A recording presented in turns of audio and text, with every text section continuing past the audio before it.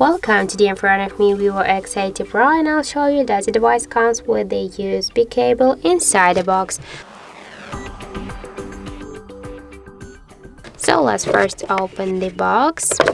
This is the place for the smartphone, and here I see that the icon of the USB cable. So I think that's the USB cable is here in this paper box. And yeah, I find it.